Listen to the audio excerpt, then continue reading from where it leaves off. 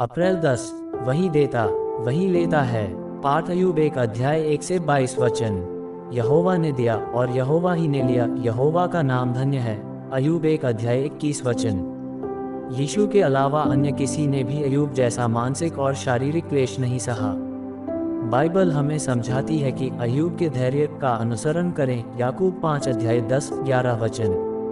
क्लेश सहते समय उसने जो कुछ कहा वह हमारे गहन अध्ययन के योग्य है।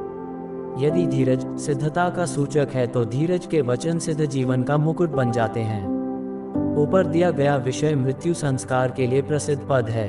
आज हम इसे बाइबल पाठ के रूप में सामान्य रूप में पढ़ते हैं, पर जब अय्यूब के होठों से ये शब्द निकले तो यह उसके हृदय से ईमानदारी से निकला, पूर्णतः सच्चा अंगीकार था।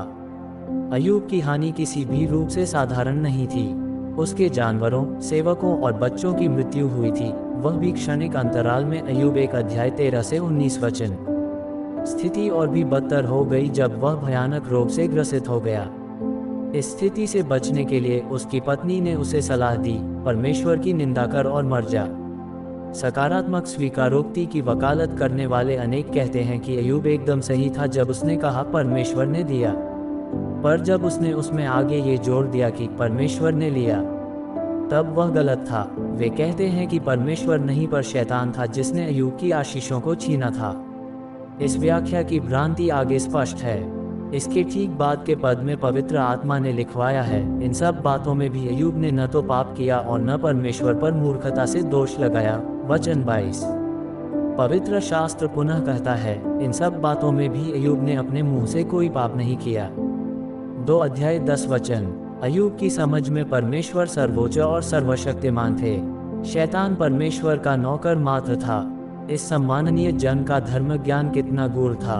यही ज्ञान था जिसने अय्यूब को हर परिस्थिति और हर बात में धन्यवाद करने को विवश कर दिया।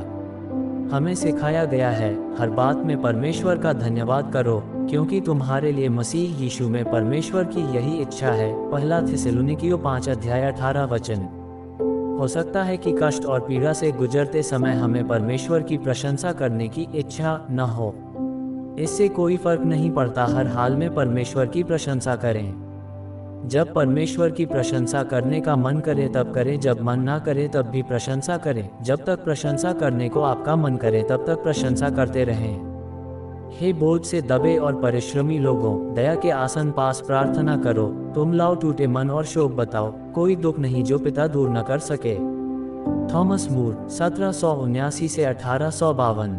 और ऐसे ही हर दिन का वचन सुनने और मनन करने के लिए बारली, पावरी, सितारा परिवार को सब्सक्राइब करें और मित्रों को शेयर करें। धन्यवाद।